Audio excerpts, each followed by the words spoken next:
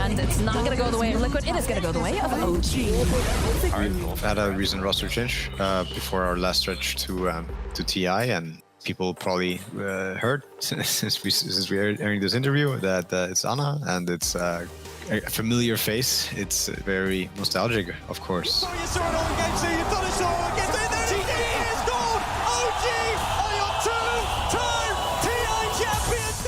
I would say it's never easy. Dota is a game of experience along with synergy and the human aspect of it, like getting along. Coming out from Thompson, Miracle tries to show himself, but he immediately gets pulled into the black hole. Another pull in for the vacuum and mind control, and that's it. It's never going to be the same with one person changing. For us, at least, because we had achieved the greatness and we achieved the best thing that we could achieve. We wanted to achieve the same thing again and again, making it also even harder and even better to achieve. Whenever we lose a player, I would say it's very, very hard to find that replacement, also because we spend the time and effort to get that whole team thing going.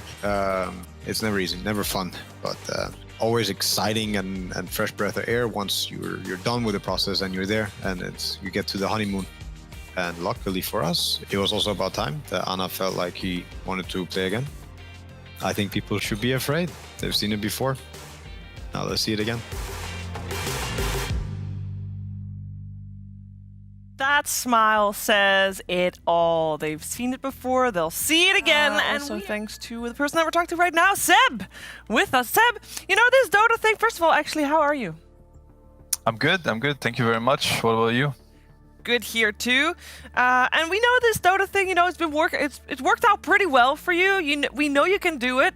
You've done it. You won TI twice. And when's your singing career really kicking off? My singing career? I have seen your Instagram, Seb. Oh God. Yep. It's never. I think it's. If I had, I was already dead before, but after my several tries, I've realized I knew I was bad, but I didn't know I was that bad. You know. Doesn't it run in the family? Come on. I mean, yeah. Maybe everything just went to my sister. I've realized like. I've put a lot of resources into Dota. There's not much left for anything besides Dota, unfortunately. For now, at least. Hey, fortunately for us, we enjoyed that series a lot. How is it playing with Anna again? What can I say? It's a blessing. It's like meeting when you've missed somebody a lot on a human level, but also in Dota. It's just like being it's a get out of jail kind of card, or like you could look at it this way, or you could look at it as being able to really enjoy yourself while playing. Again, I don't know. It really is like being reborn, honestly. So a lot of Dota is about objectives, and I was just wondering if there's anyone else in the world that you trust more to completely ignore the objectives and dive tier 4s with you than Anna. I mean, honestly, I know how it looks. Of course, sometimes it's not efficient, but at the same time, it's kind of like making a statement in the game too. I don't think it's totally bad Dota-wise. We also do it for Dota reasons. We don't only do it. Of course, sometimes we get carried away, but the reason why we do it at first is not like, oh, let's taunt them. We actually respect our opponents a lot, every opponent that we play against, and we first do it for Dota reasons.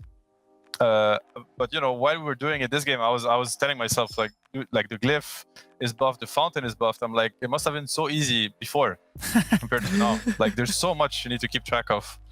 Yeah, and I guess it helps us also practice the very tense situations. How do you practice, by the way? Because I feel like whenever I watch you guys have like I think you guys have the best understanding of like how to take team fights, how to win team fights, like what is the objective in a team fight. I was watching that Tidehunter game. You guys were just like, I felt like you guys were making that game so hard for Skylark.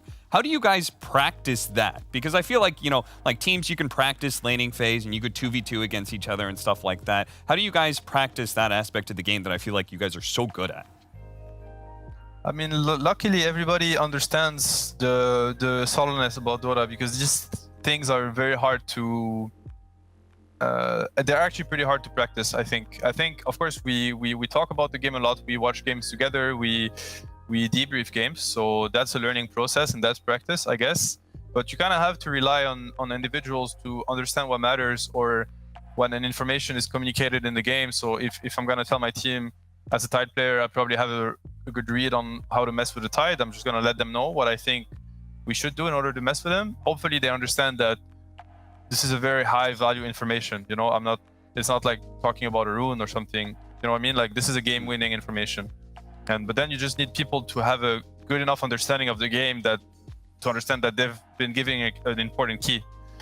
Because there's other players we've played with, and then you kind of miss that part, or you could call it like having different reads, for instance, and not understanding, like, you'd believe that this is very crucial and they don't, and then it's a mismatch. Yeah, but long way to say that I think you can't really practice it. I think it has to be there, or at least to a certain extent already. So would you say like you can't replace like a player's like intuition or the fact that you guys are seeing the game in the same way? There's something about that that's special, right?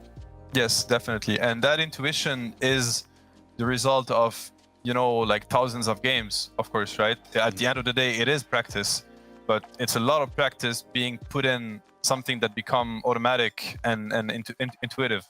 And you can't just create it in an hour. You know what I mean? Like, it's something that has to be built over the years and over the hundreds and the thousands of games.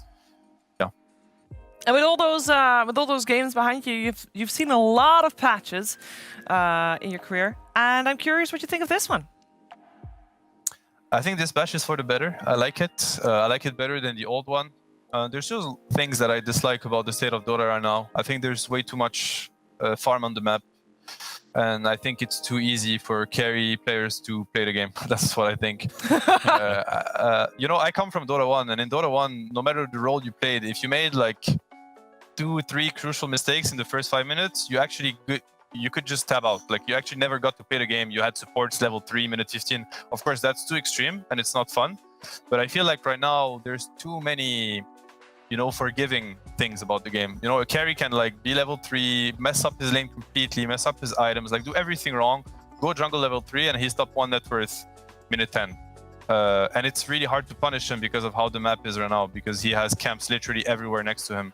So that part I really dislike about the game. I think it narrows, like it diminishes the gap between, you know, players that are gonna do some things really well and players that won't. I understand that it's maybe better for the show, but from a pure Dota perspective, this is something I dislike. Okay, fair enough. I appreciate your honesty. Seb, thank you so much for taking the time to talk to us. I can't wait to see you guys play again in the future. This was a great opening series from y'all. Yeah, very welcome. Thank you for having me, and yeah, hope for some more Dota. Yeah, Dota. Definitely. Thank you so much.